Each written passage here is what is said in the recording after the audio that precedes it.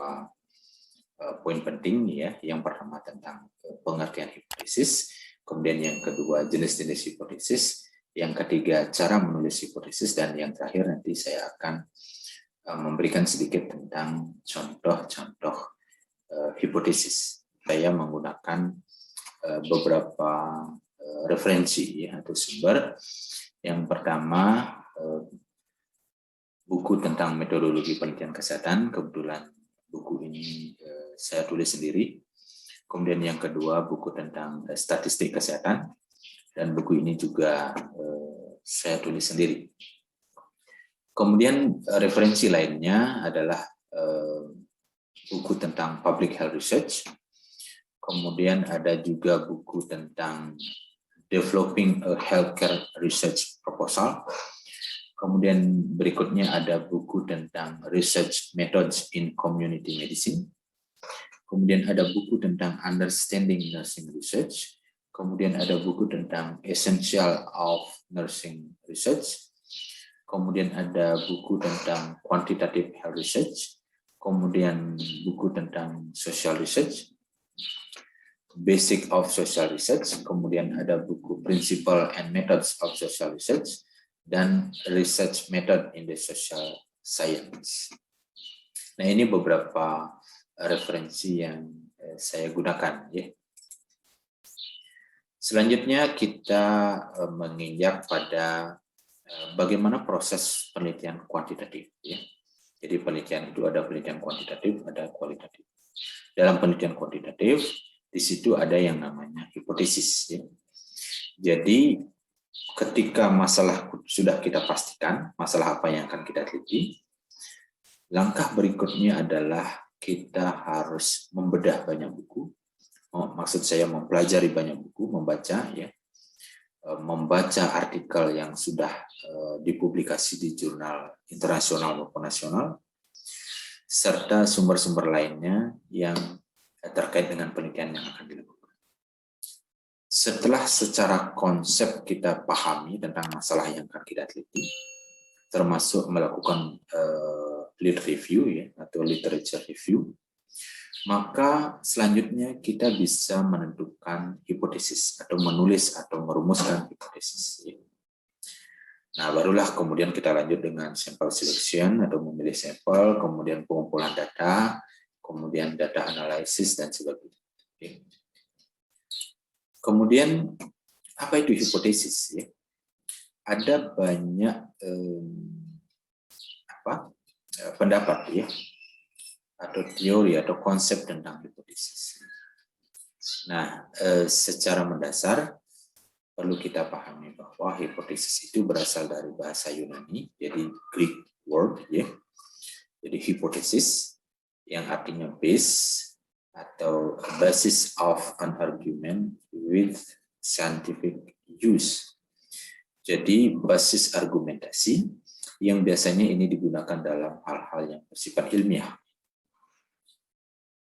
Hipotesis juga dikatakan sebagai dugaan atau jawaban sementara dari a research question ya, atau pertanyaan penelitian.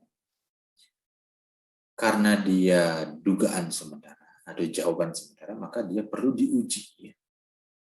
Diuji dengan menggunakan uji statistik tentunya ya. Nah, jadi hipotesis itu adalah dugaan atau jawaban sementara dari rumusan masalah atau pertanyaan penelitian. Nah, ada banyak pendapat dari ahli misalnya yang menyebutkan bahwa hipotesis is a formal statement. Jadi hipotesis itu dikatakan sebagai pernyataan formal, ya, sebuah pernyataan formal dari hubungan yang diharapkan. Jadi hubungan yang dimaksud adalah hubungan antara dua variabel atau lebih ya dalam populasi tertentu. Kemudian ada juga ahli lainnya menyebutkan bahwa hypothesis is a prediction. Jadi sebuah prediksi yang biasanya melibatkan a predicted relationship. Jadi prediksi tentang hubungan dua variabel atau lebih. Jadi dari banyak pendapat ahli selalu menyebutkan bahwa hipotesis itu adalah pernyataan tentang hubungan dua variabel atau lebih. Ada beberapa jenis hipotesis, ya. Ada namanya asosiatif dan kausal. Asosiatif versus kausal. Kemudian simple kompleks, ada non-direksional direksional, kemudian ada hipotesis statistik, ada juga hipotesis penelitian. Kita coba bahas satu-satu, ya. Kalau hipotesis asosiatif, jadi ini menyatakan hubungan antar variabel tetapi terjadi secara bersama-sama. Itu namanya asosiasi, ya. Hipotesis asosiasi. Jadi hubungan dua variabel atau lebih itu terjadi secara bersama-sama. Jika satu variabel berubah, variabel lain juga berubah, itu misalnya. Ya. Tetapi perlu diingat bahwa but do not indicate cause effect. Jadi hubungan dua variabel yang terjadi secara bersama-sama ini tidak mengindikasikan adanya cause effect atau sebab akibat. Jadi tidak ada sebab, yang mana sebagai sebab dan mana sebagai akibat, penyebab dan akibat. Karena variabel ini hubungannya terjadi secara bersama-sama, sehingga tidak mengindikasikan cause effect atau sebab akibat. Nah, yang kedua adalah hipotesis kausal. Dalam hipotesis kausal ini ada interaksi cause effect, ada interaksi sebab akibat dari dua variabel atau lebih. Atau biasanya kita kenal ada sebagai variabel independen atau variabel bebas dan ada sebagai variabel dependen atau variabel terikat. Dalam experimental study atau dalam studi eksperimen atau yang intervensional atau yang ada perlakuannya, ini biasanya dimanipulasi oleh researcher. Jadi manipulated by researcher. Jadi perlakuannya seperti apa itu didesain oleh peneliti. Ya. Itu maksud dimanipulasi. Ya. Manipulated by researcher. Selanjutnya ada yang simple, ada yang kompleks. Kalau yang simple, berarti dia menyatakan hubungan. Hubungan itu bisa asosiatif, bisa kausal dari dua variabel. Ya. Namanya simple karena dua variabel. Sedangkan yang kompleks berarti dia lebih dari dua variabel atau tiga variabel atau lebih. Jadi menyatakan hubungan bisa asosiatif, bisa kausal.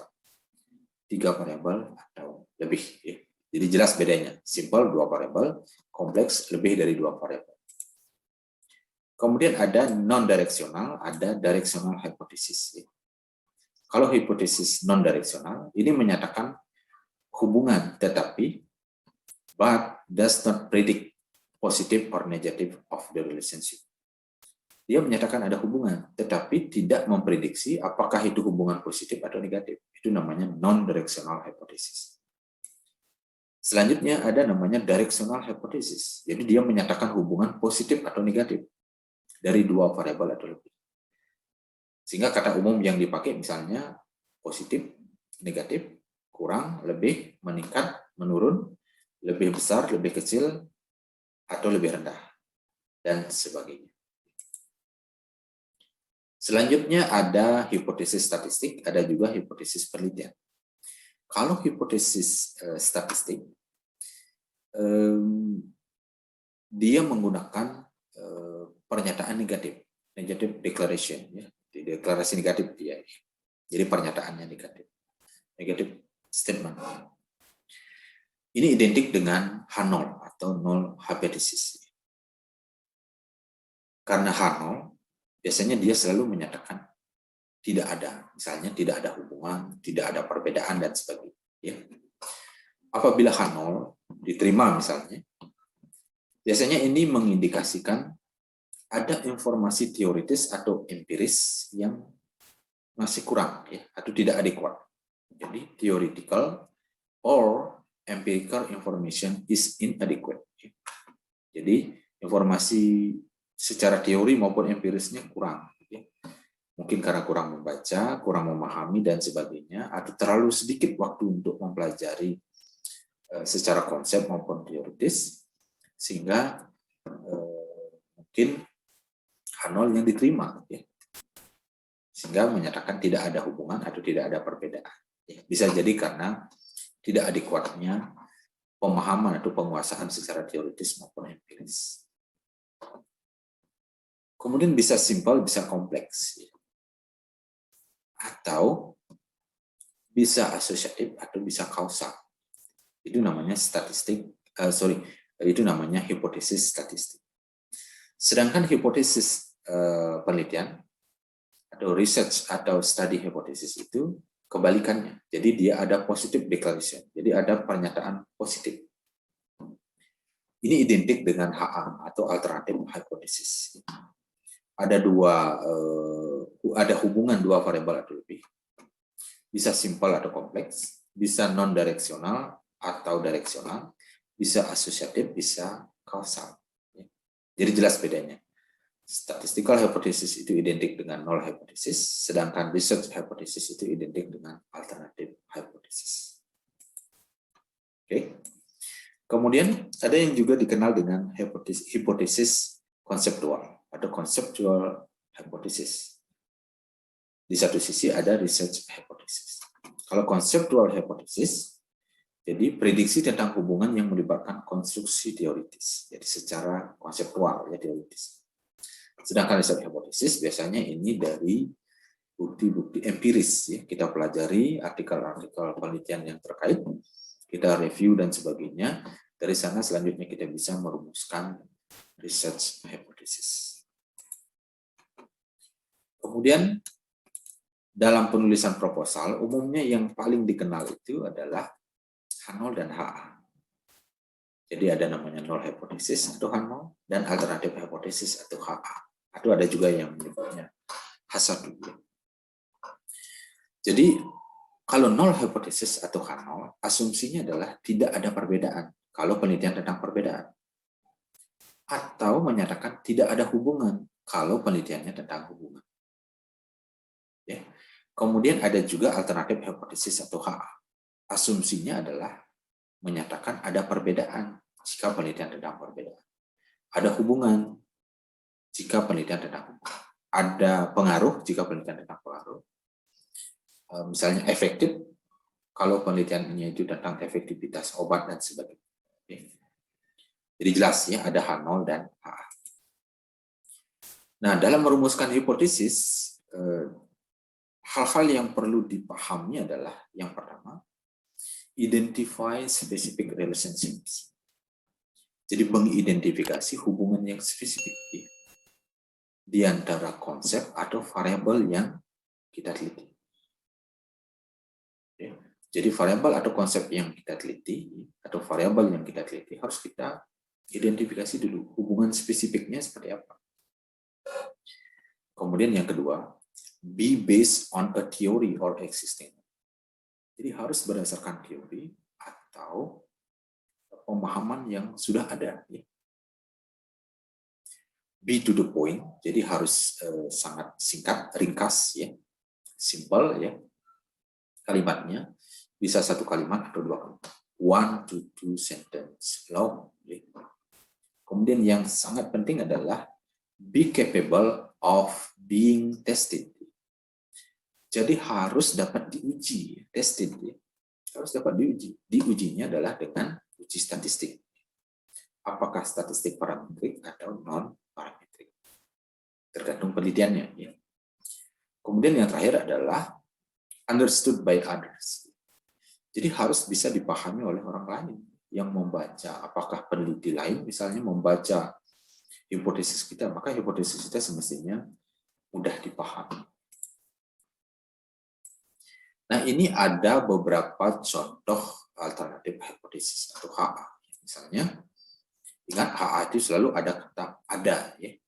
Ada hubungan antara pengetahuan dengan perilaku cuci tangan, misalnya.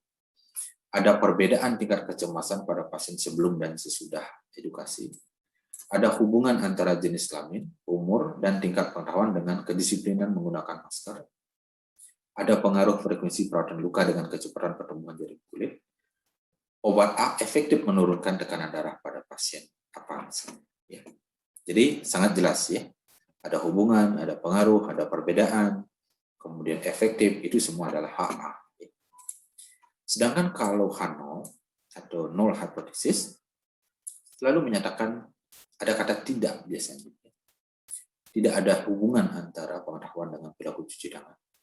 Tidak ada hubungan antara kedisiplinan cuci tangan dengan penggunaan masker. obat tidak efektif menurunkan tekanan darah pada pasien, atau tidak ada perbedaan kadar Hb ibu hamil trimester 1, 2, dan 3. Jadi misalnya ada 3 kelompok ibu hamil trimester 1, 2, 3. Nah, apakah ada perbedaan ketiga kelompok ibu hamil tersebut? Maka rumusan hipotesisnya menjadi tidak ada perbedaan kadar Hb ibu hamil trimester 1, 2, dan 3. Apakah hipotesisnya nanti ini benar atau tidak?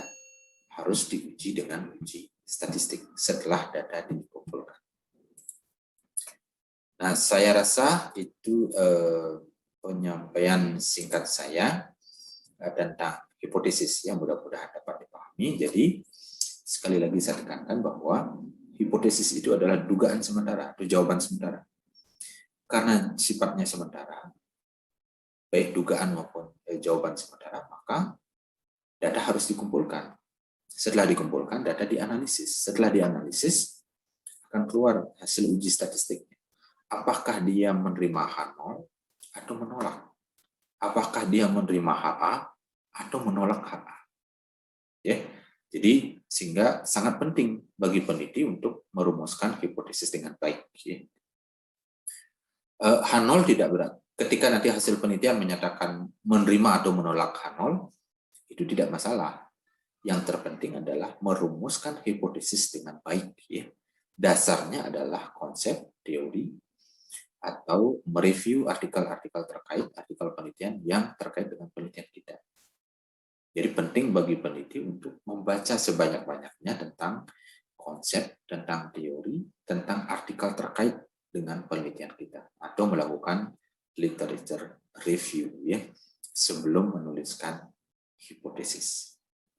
Saya kira itu yang bisa saya share, yang bisa saya bagi ke rekan-rekan, ke mahasiswa, baik itu mahasiswa S1, S2, dan S3, dan sebagainya, atau rekan-rekan dosen maupun peneliti, baik dari institusi pendidikan maupun dari institusi lainnya. Mudah-mudahan penjelasan saya atau sharing saya ini memberikan manfaat ke rekan-rekan sekalian. Terima kasih.